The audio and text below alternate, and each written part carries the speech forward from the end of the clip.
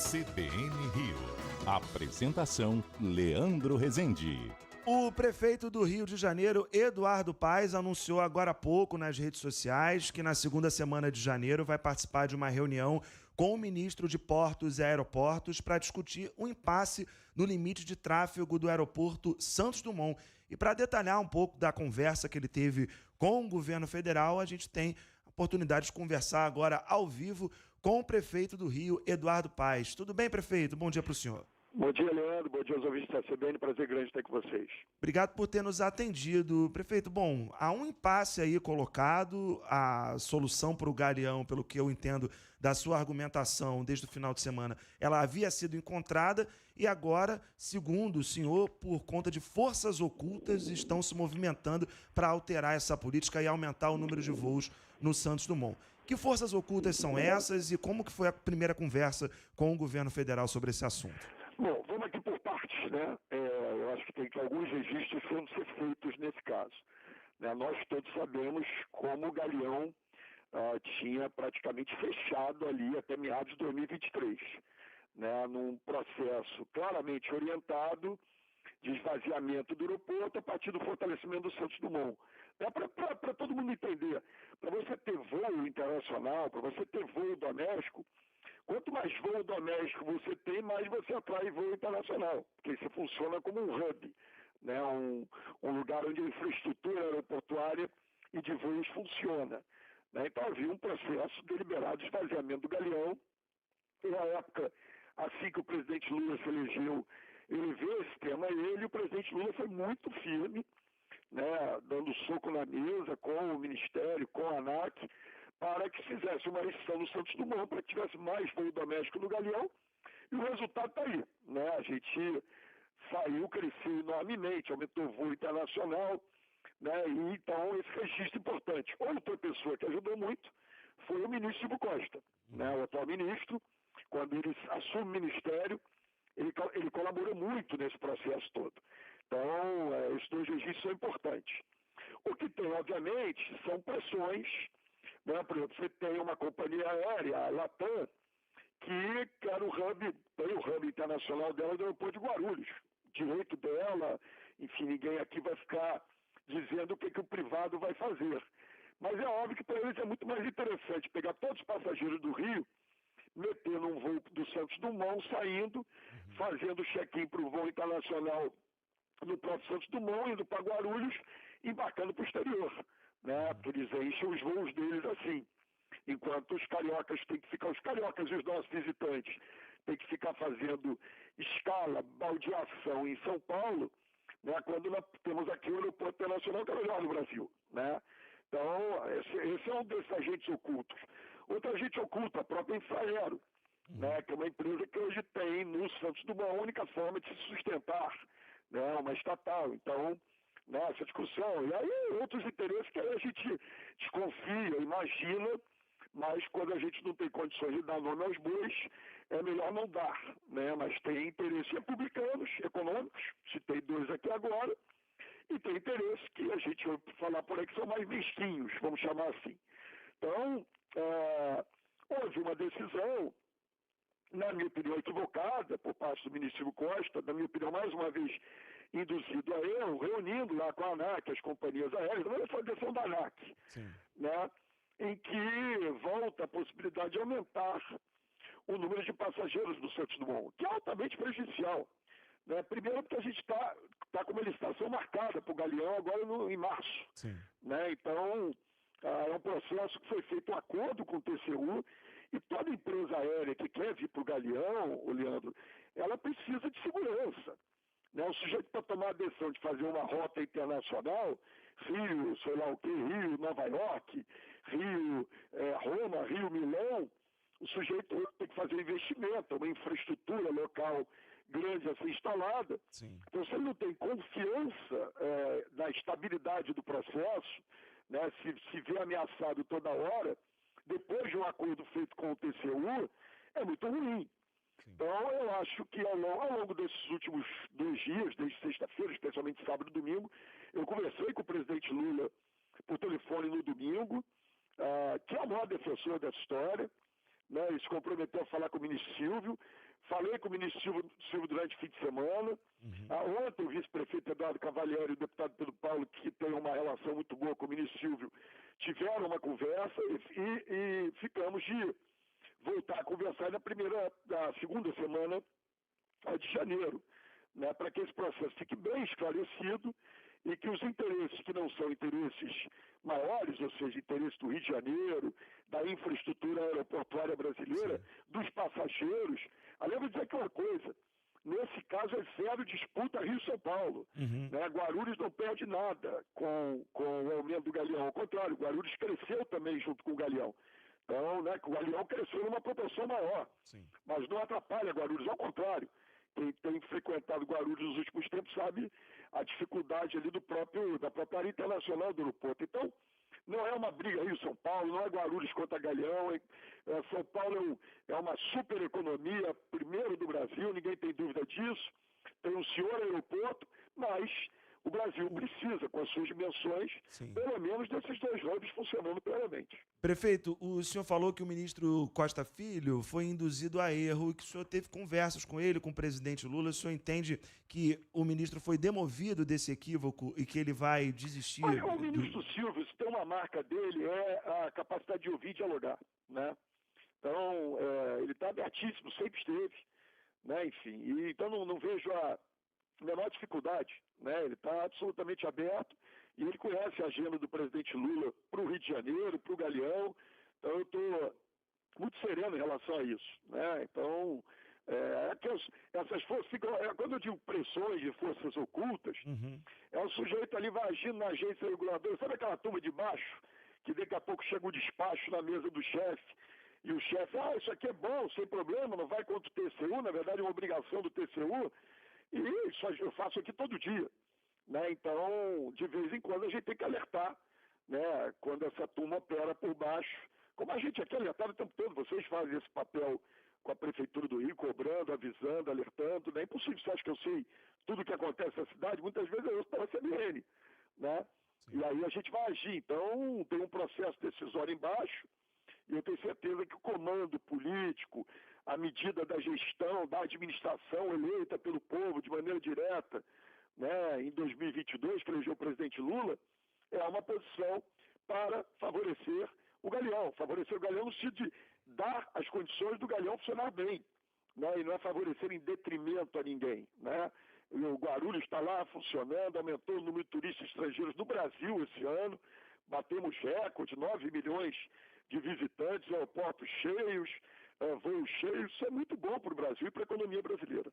O prefeito Eduardo Paes está conversando conosco ao vivo aqui no CBN Rio e transparecendo aqui para a gente que ele está confiante na reversão da decisão do Ministério de Portos e Aeroportos de aumentar o número de voos no aeroporto do Santos Dumont. Vamos ver nessa reunião da segunda semana de janeiro. Prefeito, preciso encaminhar uma pergunta aqui para o senhor, porque estamos vivendo o segundo dia da paralisação dos motoristas e funcionários da aviação real, várias linhas de ônibus ainda suspensas. O que a Prefeitura pode fazer para que essa situação não volte a se repetir? O senhor está vendo o calor muito forte no Rio de Janeiro, grandes filas. O que a Prefeitura pode fazer para mudar isso agora?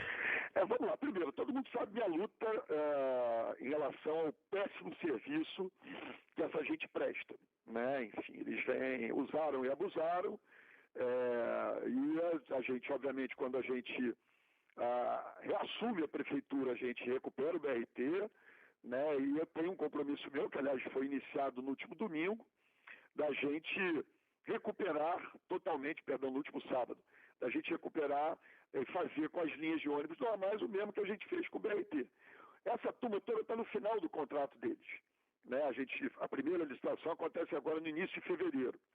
Então, é um processo que infelizmente é longo, né? O próprio BRT, eu lembro disso, quando eu assumi em 21, né? As pessoas queriam uma resposta imediata, eu disse, vai demorar. Nós vamos chegar lá, mas vai demorar. Então eu digo aqui a mesma coisa, a gente vai tendo essas crises, né? Por exemplo, eles fazem isso muito para ver se a gente não corta o subsídio, porque quando a gente hoje em dia, a gente tem GPS para saber quantos ônibus tem na rua, se está cumprindo os horários direitinho. A gente tem sensor de ar-condicionado para ver se o sensor está ligado ou não. Não cumpriu, não recebe subsídio. Então, né, a gente sabe que a Prefeitura paga quase metade da passagem da pessoa que se utiliza do ônibus. Então, eles fazem muito isso de pressão. Agora, é óbvio, né, a gente fica numa situação muito ruim, impacta muito, por exemplo, quem usa o terminal Gentileza Sim. e não pega o VLT.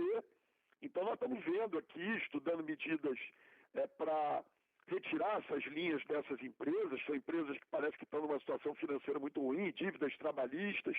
Então, o pessoal que faz greve só tem que tomar cuidado para não matar a galinha dos ovos de ouro. Né? Direito do trabalhador fazer greve, não sei se não estão pagando, se estão pagando, mas o que provavelmente nós vamos fazer é retirar essas linhas dessas empresas por absoluta incapacidade de prestar o serviço. Já quando que essas linhas devem ser retiradas? Eu não vou dar chute aqui, Leandro. Tá bom. Enfim, a gente vai... É uma crise, é um problema. Aliás, a gente provavelmente vai viver nos próximos tempos, com as licitações todas que nós estamos falando aqui, fazendo. Vamos viver crises parecidas, a gente vai usar o mais possível a Mob Rio e tentar sensibilizar as poucas boas empresas que restam para que elas possam absorver algumas dessas linhas. Né? Então, esse é um esforço. Vai ter problema, eu vou aqui dizer, é o meu estilo, né, algo parecido que eu disse na época da crise do BRT. Claro que é muito fácil para mim, né, que ando aqui no conforto de um carro com motorista, de prefeito, dizer isso, pedir paciência à população. Mas, infelizmente, né, isso é uma briga jurídica, esses caras entram com ação na justiça, impedem o JAE, impedem não sei o que. A gente vê a polêmica que tudo é para fazer com essa gente. Então, agora estão até me processando porque eu chamei eles de mafiosos. Eu tenho tanta prova para provar que eles são mafiosos que eu acho que essa ação eu vou acabar ganhando. Né? Então, nós estamos enfrentando uma turminha da pesada, que contrata advogado pra caramba, arruma liminar, pede para não sustar pagamento, levam para as instâncias superiores. O ministro Fachin, presidente do Supremo, teve que tomar uma decisão para permitir que a gente não pagasse aqueles que tivessem sem o ar-condicionado. Não, uma coisa óbvia da administração, mas eles tinham conseguido liminar para isso. Sim. Então é uma guerra, é uma luta, eu vou continuar apontando o dedo na cara deles, mas infelizmente isso leva algum tempo ainda, a gente vai administrando essas sucessivas crises até deixar como deixamos o BRT. Quem anda de BRT sabe como é que está hoje e sabe como é que era 4 anos atrás. Importante a palavra do prefeito Eduardo Paes. Ontem a gente cobrou muito aqui uma palavra do senhor sobre esse cenário de crise e é importante trazê-lo aqui no CBN Rio. Eu tenho mais 2 perguntinhas aqui para fazer para o senhor, prefeito. É para a gente perguntar tudo que a gente quer saber. Isso, vamos nessa. Então, eu sei que o senhor está chateado ainda porque nós perdemos o título da Copa do Brasil, né? É por isso que eu estava ontem meio recluso, não queria falar com ninguém, ficar dando entrevista, que tinha muito flamenguista e tricolor enchendo meu saco. Pois é, eu recebi uma série de mensagens, porque não teve jeito, eu tive que aparecer aqui e recebi muitas mensagens. Mas enfim. Ontem não respondi mensagens provocadoras. Vamos em frente, 2026 tem mais e quero falar de 2026 também. Mas o senhor assinou no Diário Oficial, prefeito, a desapropriação de um prédio na Barão de Itambi, em Botafogo, que é um prédio que tem um mercado, tem uma academia, está funcionando. Queria entender por que o senhor quer desapropriar esse imóvel na Rua Barão de Itambi para fins de renovação urbana e posterior leilão. A Associação de Moradores de Botafogo está reclamando bastante disso. Leandro, vamos lá, as coisas são mais simples do que a gente imagina, né? Tem que eu recebi um pleito de uma das instituições que mais nos honra em estar na nossa cidade, Fundação Getúlio Vargas, né, que tem uns prédios ali nessa rua, Itambi, atrás, né? E tem o prédio, aquele prédio principal, projeto do Niemeyer, ali na frente. Eles querem conectar, parece que estão querendo fazer ali um centro de pesquisa, de inteligência artificial, enfim, coisa que é uma enorme vantagem para a cidade. E qual é a questão? A FGV, ela é só uma e só pode estar ali. Né? O mercado estava desativado, era a informação que eu tinha, e cá entre nós, mercado a gente pode fazer em qualquer outro lugar. Então, eu ainda vou analisar a situação, já publiquei o decreto, né, pedir detalhes FGV desse projeto até para apresentar, se for mais interessante para a cidade.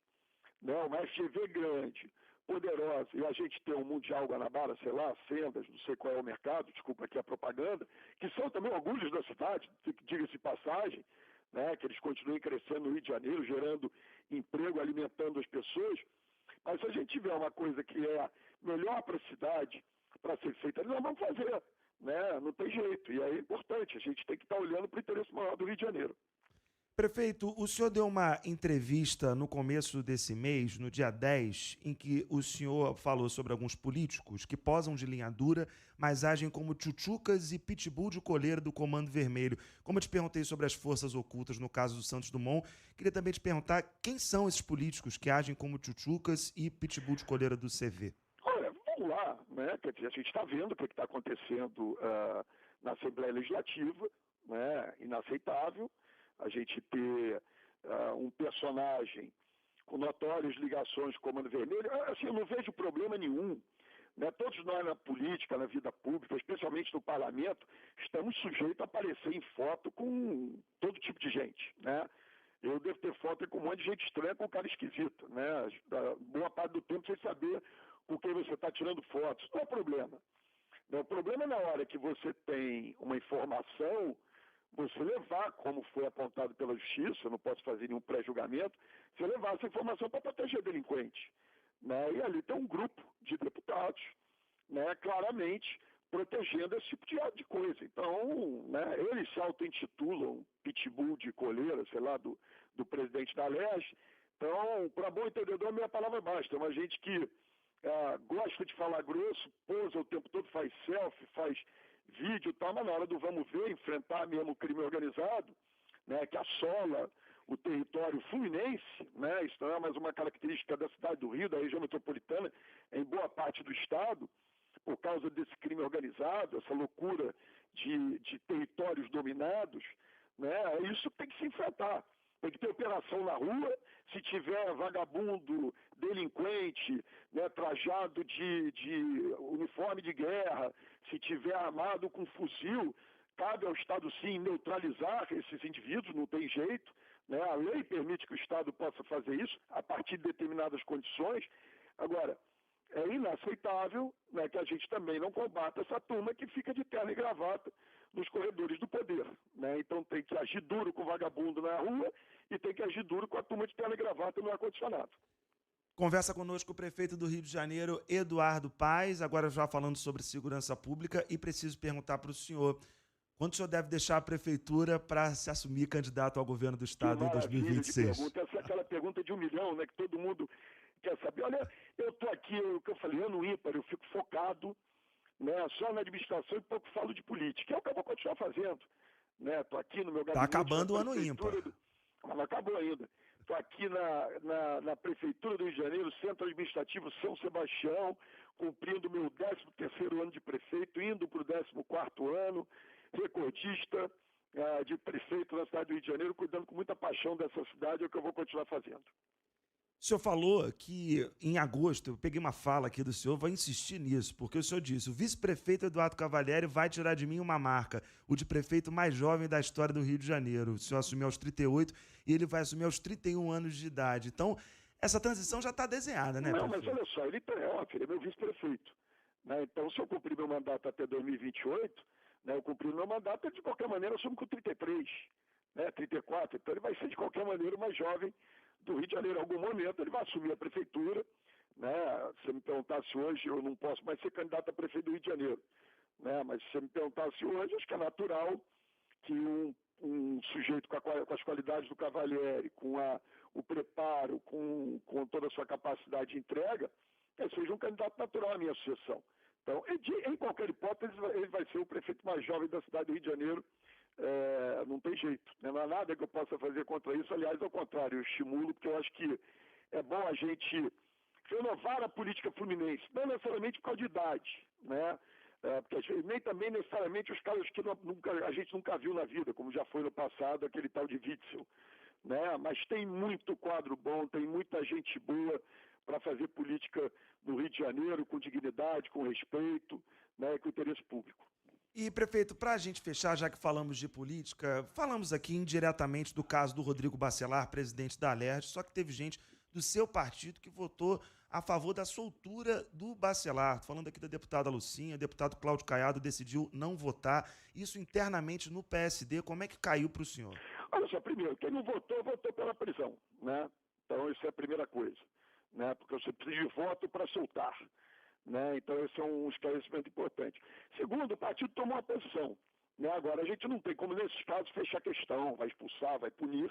O presidente do partido é o deputado Pedro Paulo, que, na minha opinião, fez a manifestação adequada, né, a favor da manutenção da prisão diante das evidências. Eu sinceramente, eu faço política torcendo para vencer as eleições dos meus adversários. Eu não quero, né, não me dá prazer, como muita gente sente vendo os outros sendo presos, operações, né, eu gosto de respeito à lei, gosto de respeito às regras, enfim, que os fatos sejam apurados até a última instância, a presunção de inocência, tudo isso são coisas que eu prego sempre, né? Nunca ninguém me viu celebrando a desgraça de nenhuma outra pessoa, prisão de qualquer outra pessoa. Mas foi uma posição partidária com a qual eu concordo plenamente. Diante das evidências, né, se fizesse aquilo, infelizmente, cada um responde depois pelos seus atos. Prefeito Eduardo Paes, muito obrigado por ter tirado um tempo para conversar conosco aqui no CBN Rio. Falamos de vários assuntos. Desejo para o senhor, para a família, um Feliz Natal e um bom Ano Novo também. Um abraço. O mesmo para você e para todos os ouvintes. Grande abraço. 11h08 agora.